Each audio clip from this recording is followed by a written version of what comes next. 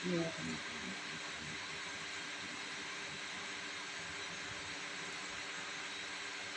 Bismillahirrahmanirrahim. Ayo pintu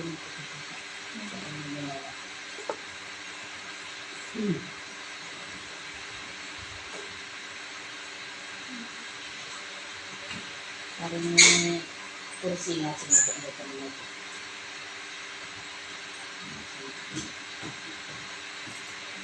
Bismillahirrahmanirrahim. Qala al-mu'allifu rahimahullah wa nafa'ana bihi wa bi'ulumihi fid dharain amin. Qala Allah ta'ala fi kitabihil karim. A'udzu billahi minasyaitonir rajim.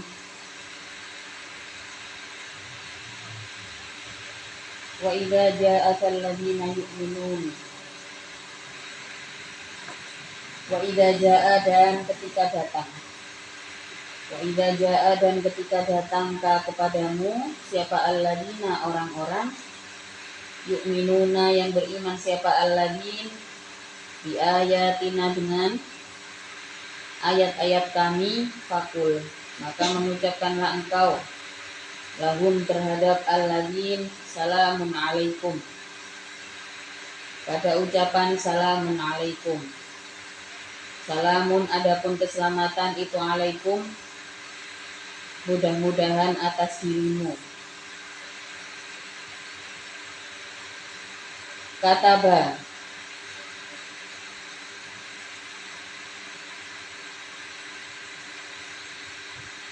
menetapkan. Kataba menetapkan, qodo artinya menetapkan siapa rabbukum Tuhanmu ala nafsihi atas dirinya Rabb. Ala nafsihi atas dirinya Rabb ar-rahmata pada kasih sayang. Innahu sesungguhnya sya'an. Innahu sesungguhnya sya'an ay sya'na artinya keadaan tersebut.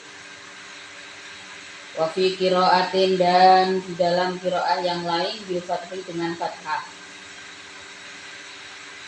Badalun yaitu menjadi badal minar rahmati dari lafaz rahmah.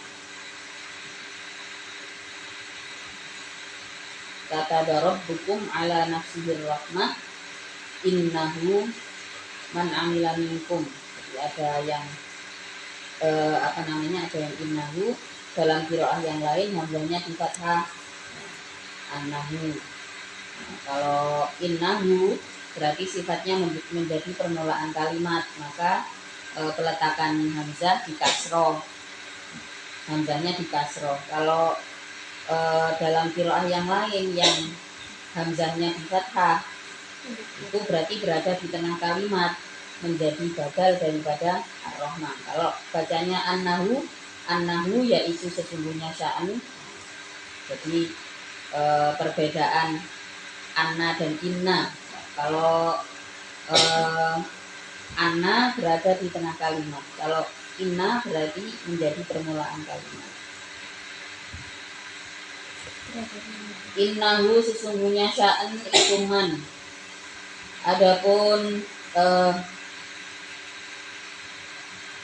adapun orang amila yang beramal siapa man minkum darimu su'an pada keburukan bijahalatin dengan tidak tahu, dengan kebodohannya, dengan ketidaktahuannya, minhu dari su'.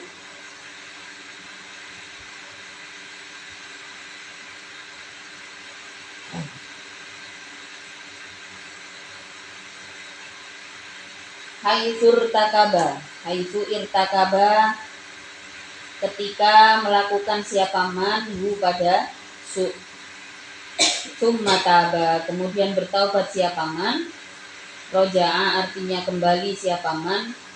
Mimba'dihi dari setelahnya su'.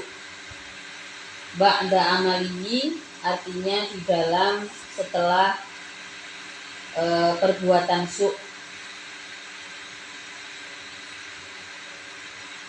Anhu dari su'. Tsumma taba min ba'dihi wa aslaha. Kemudian memperbaiki siapa man amalahu pada perbuatannya man. Fa innahu maka sesungguhnya Allah, ailahu artinya Allah itu ghafurun. Ailaha artinya Allah itu ghafurun maha pengampun.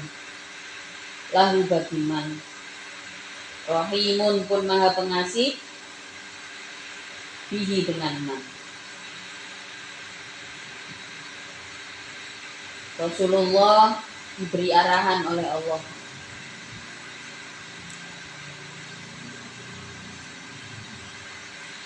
terkait orang-orang beriman yang datang kepada Rasulullah.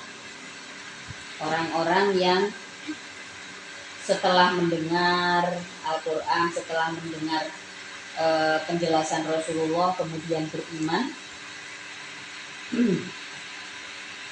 Lalu Allah mengutus untuk mengucapkan salam.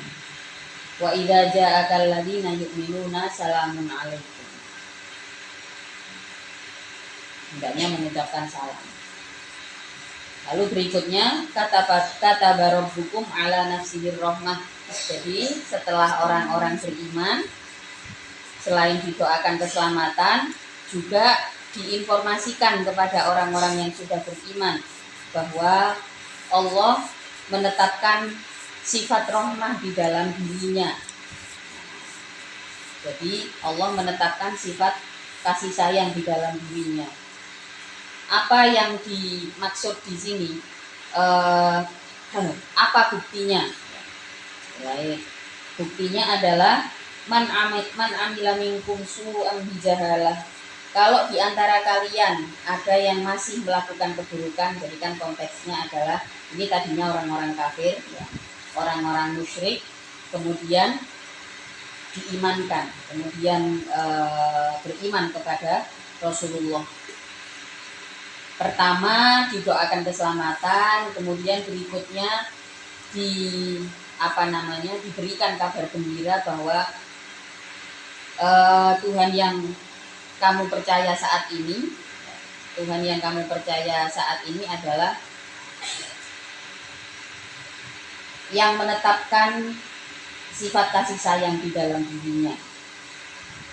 Buktinya semua orang beriman yang melakukan kesalahan, itu tadi kan masih baru beriman ya, otomatis sholatnya juga belum baik gitu ya, ibadahnya masih ya kadang-kadang salah-salah.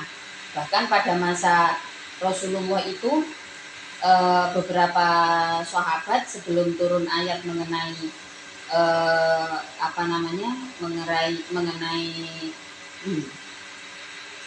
hurmatul khamri ya, atau keharaman khamr, itu juga masih minum khamr ya, masih ada judi tipis-tipis ya, masih ada. Ketika belum turun ayat keharamannya, memang ada penyesuaian ya. Ya memang khamr itu tadinya belum diharamkan. Bahkan ketika Rasulullah diutus itu belum langsung diharamkan seketika, hanya beberapa dibatasi karena dampak buruk daripada khamr.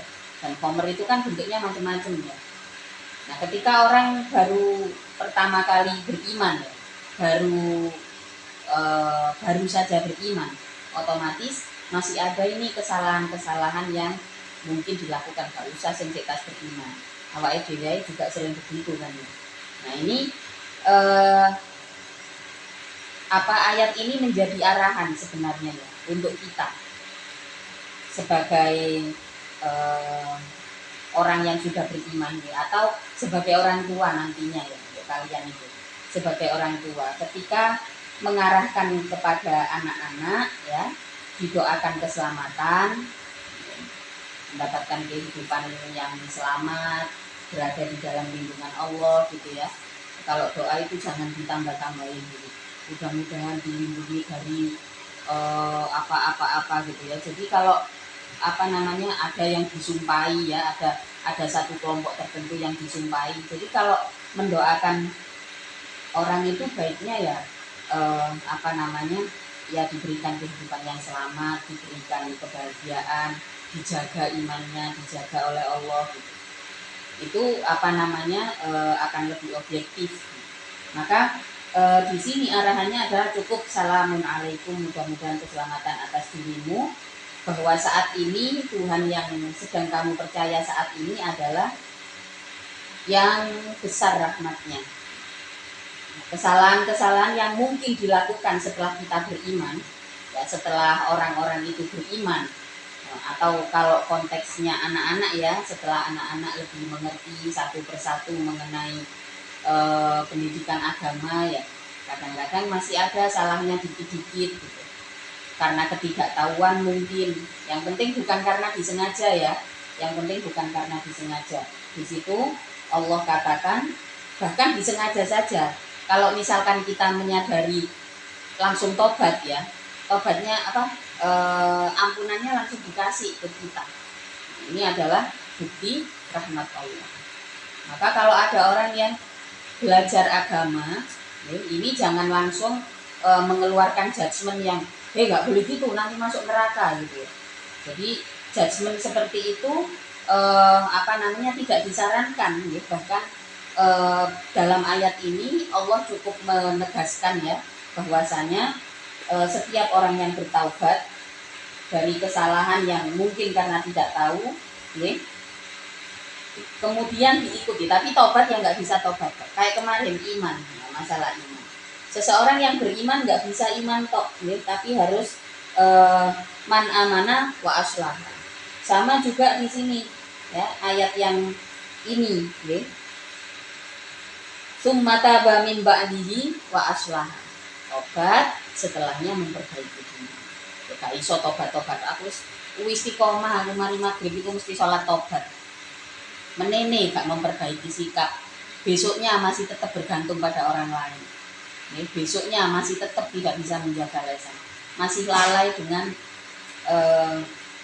kepekaan sehari-hari ya, melalaikan kewajiban dan sebagainya gitu.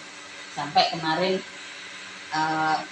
saya ngajar di pagi, ngaji subuh-subuh ya, jenenge nafacet adem ya, mendung kayak bengi. Kemarin kan hari Senin ya, hari Selasa sih, kemarin hari Selasa ya, tapi kan kerjep ya, poso, iso dibayangno lah ya, ngaji subuh adem ngantuk ya. Kalau kadang-kadang kita memang begitu manusia nih. Puasa Rajab itu sunnah, belajar itu wajib ya, apalagi kalau masih memang usia belajar ya. Maka disinilah kita dihadapkan pada pilihan ya. Kalau sekira ada kegiatan ngaji subuh, maka ya sudah semestinya di saat sahur pilih sahur yang tepat ya, sehingga pada saat ngaji nggak ngantuk. Yang bikin salah itu bukan puasanya ya, yang bikin salah itu bukan puasanya, tapi pilihan makanan sahur itu. Yang sering bikin ngantuk, sampean sahur mangan sego sak piring wis dijamin ngantuk. Jadi kembali lagi ya ke masalah taubat ya.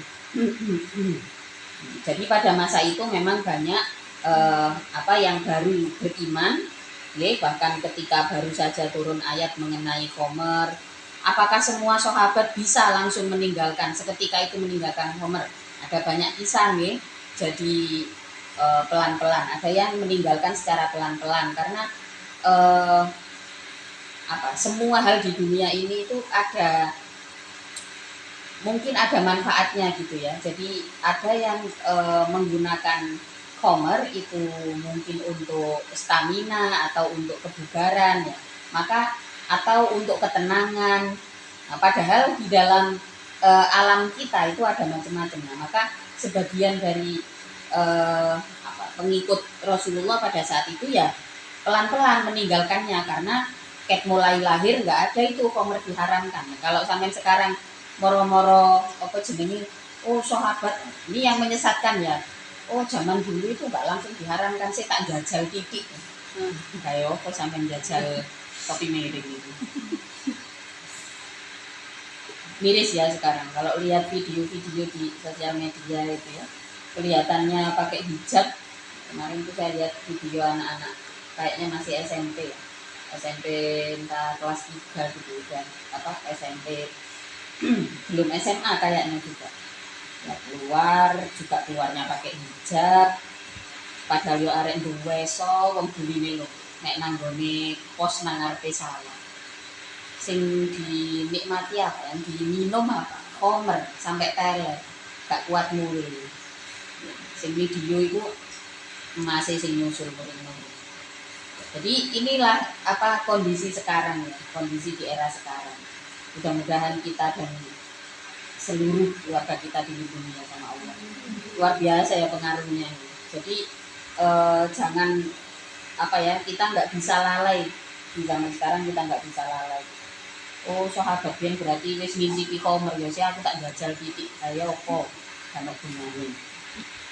Bukan mencicipi ya, tapi memang keharamannya itu baru turun setelah turunnya Al-Quran, setelah turunnya Islam. Maka bahkan ada seorang sahabat itu yang sampai Rasulullah wafat itu belum bisa meninggalkan sama sekali, ya, masih sesekali, seminggu sekali, itu ada sahabat yang seperti itu. Tapi dari beberapa keburukan, maksudnya yang kebiasaan buruk yang tidak bisa ditinggalkan, sahabat ini punya komitmen yang tinggi terhadap perjuangan. Setiap kali ada acara untuk ada aktivitas jihad ya, ada aktivitas apapun, aktivitas sedekah, dia itu orangnya ya rajin sedekah, kemudian dikenal sebagai pemberani gitu. Cuman salah satunya adalah tidak bisa meninggalkan Homer sama sekali, tapi ya tetap pegang komitmen ya. Berikutnya setelah tobat ya, tobat diikuti dengan memperbaiki diri. Fa innahu ghafurur rahim. Ayat pada kalimat terakhir disebut rahim. Jadi tadi kata ba'ala nafsihir rahmah, kemudian diakhiri fa innahu ghafurur rahim. Kalau rahim kita mendapatkan rahim dari Allah, ya, ini adalah setelah bertobat, ya. Jadi kalau rahmah itu diberikan ke semuanya, ke semua makhluk yang bernafas, ya, yang hidup dan tumbuh, kemudian yang bisa berjalan atau yang tidak bisa berjalan, semua makhluk mendapatkan sifat rahmah Allah.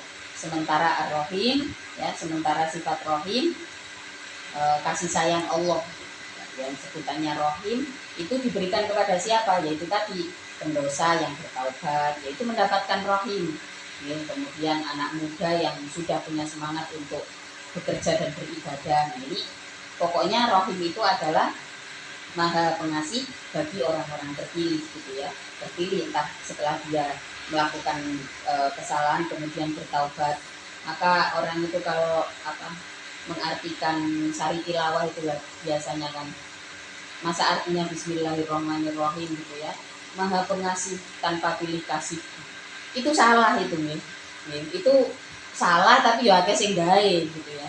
Padahal bagaimanapun ya Allah memilih siapa yang berjuang lebih untuk dicintai oleh Allah, ya itu yang dapat gitu. Sementara yang tidak pernah memperjuangkan cinta Allah, ya sudah cukup mendapatkan rahmat dari Allah. Maka kalau bikin konteks pidato ya, bikin konteks bicara itu perlu digali satu persatu maknanya gitu.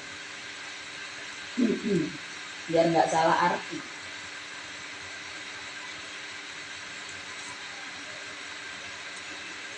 Berikutnya wafi qiraatin, dan di dalam qiraah yang lain bil fathi dengan fathah.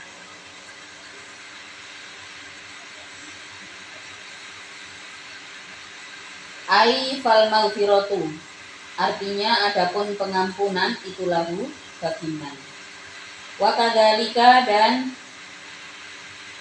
sebagaimana keadaan tersebut, Kama bayyana sebagaimana untuknya menjelaskan. Kama seperti keterangan bayyana yang telah menjelaskan. Menjelaskan kami bayyana tasdid ya bayyana. Ma pada perkara Yukiro yang disebutkan apa ma. Mufassilu telah menjelaskan aku, mubayyimu artinya menjelaskan aku. Kalau mufassilu itu ya merinci, menjelaskan secara terperinci. Al-ayati pada ayat-ayat Al-Qur'ani artinya Al-Qur'an artinya Al-Qur'an. Liyadharo supaya jelas apa al-haqqu perkara yang hak. Fayu'malu maka dilakukan apa bihi al-haqqu.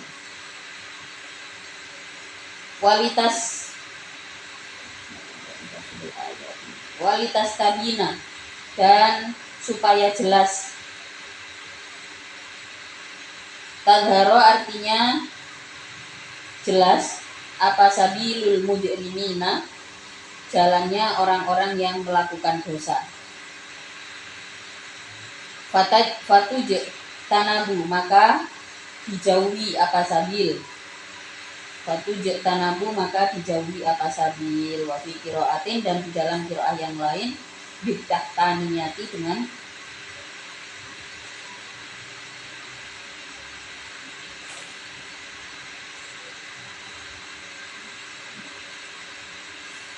tahtaniyah.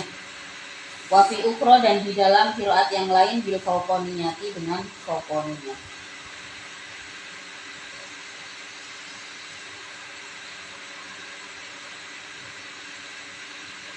Kualitas tabina kalau tahtaniyah itu pakai ya. Walias tabini atau walitas tabini. Kalau berikutnya wanasbu sabilu. Adapun nasabnya lafaz bil fauqaniyati wanasbu sabilu dan nasabnya lafaz sabilu.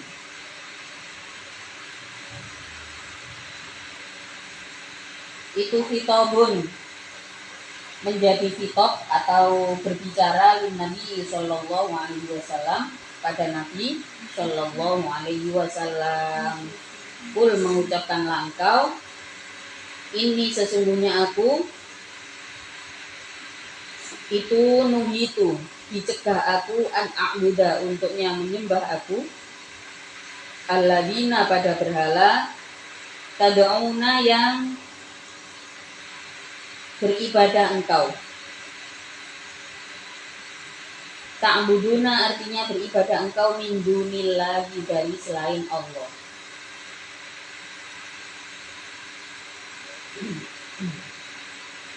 Hukum Islam itu dijelaskan secara terperinci, mana yang boleh, mana yang tidak boleh. Bahkan sebelum dipecah menjadi menjadi hukum fikih ya. Kalau fikih itu kan ada usul, ada furu'. Sebelum dipecah menjadi hukum fikih, itu peran Al-Qur'an, peran hukum yang ada di dalam Al-Qur'an itu ya sudah sangat memberikan peraturan yang cukup jelas dan terperinci ya.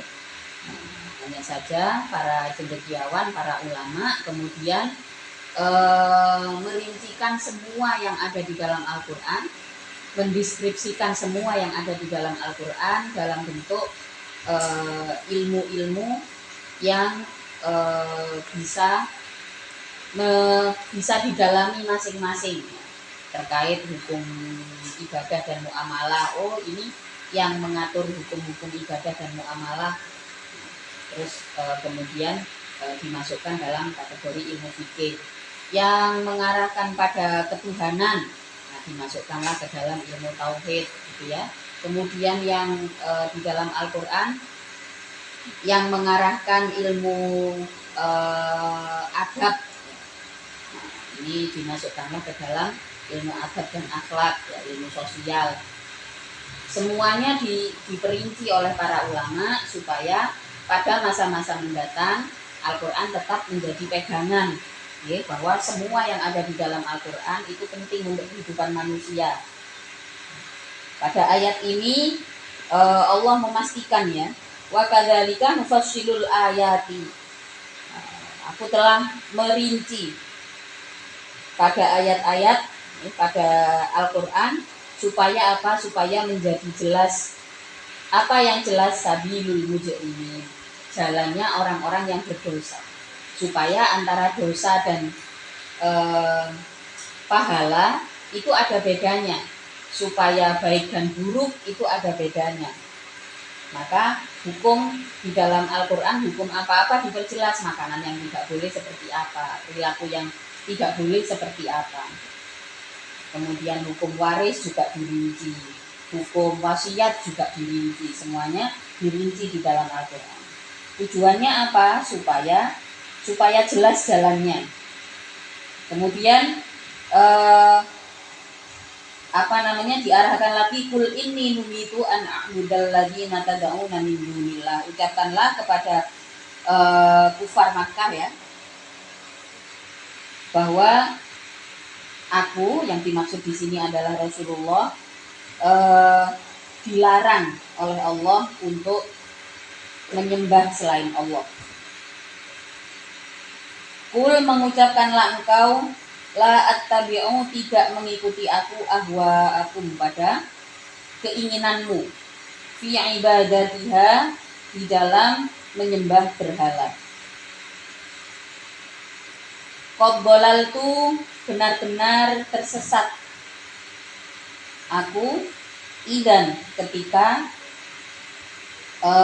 attabi'u ahwa'akum, idan, ketika attabi'u ahwa'akum. Ini taba'tuha, artinya jika mengikuti aku, ha, pada alladzina tad'un. Wama ana, dan tidak ada adapun aku itu minal muhtadina, dari orang yang mendapatkan petunjuk.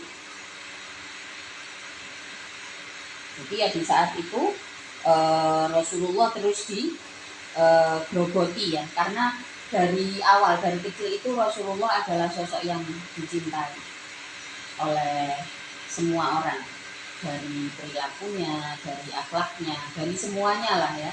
Semua yang ada pada Rasulullah itu sesuatu yang, segala keindahan itu ada dalam sosoknya Rasulullah.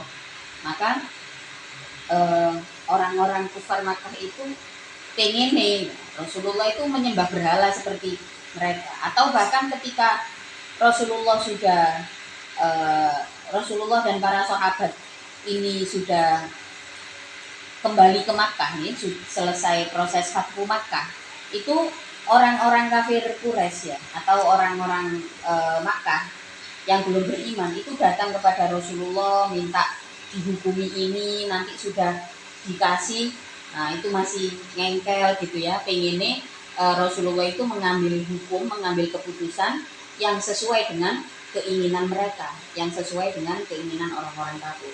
Maka di sini Rasulullah diarahkan atau ditunjukkan oleh Allah untuk menegaskan bahwa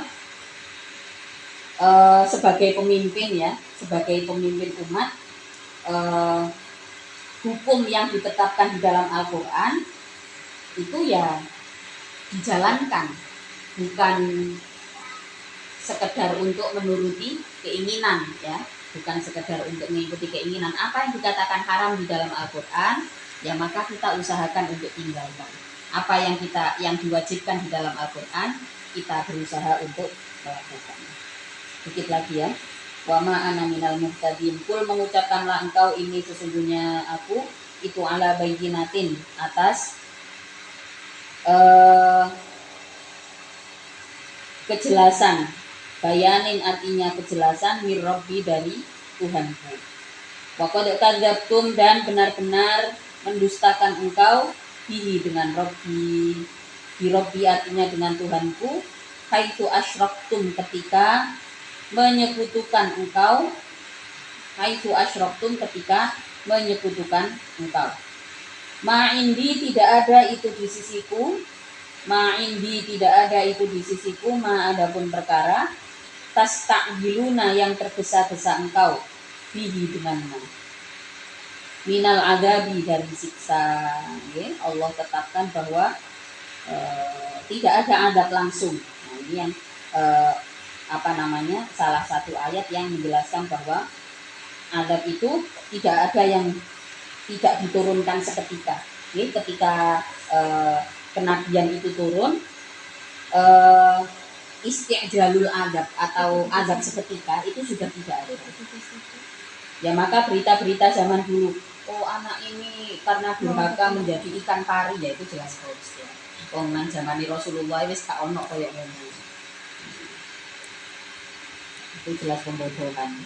Karena adab langsung itu ketika masa kenabian itu sudah diangkat. Bahkan menurut para ulama ketika Rasulullah lahir, adab langsung itu sudah diangkat karena Rasulullah itu tidak memiliki kebencian yang begitu besar nih. Tidak ada kebencian yang membuat Rasulullah ini mendoakan ya supaya umatnya hancur atau segala macam, itu tidak ada.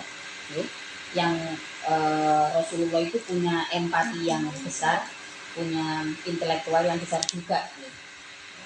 Maka dalam Al-Quran juga dijelaskan bahwa embrio daripada Islam yaitu dari agama Nabi Ibrahim, gitu ya. Di mana Nabi Ibrahim itu melahirkan para nabi berikutnya yang dengan berbagai karakter. Kadzabtum ma'indi matastakbilu nabi.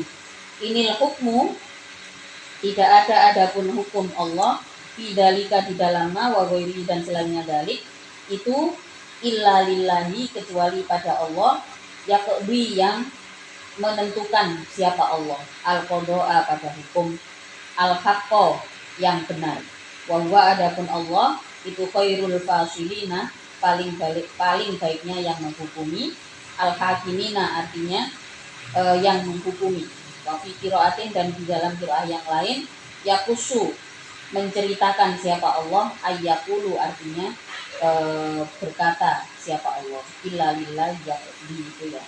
Di dalam Quran yang lain ya kusyukul lau anna indi ma tasta'biluna bi wallahu ta'ala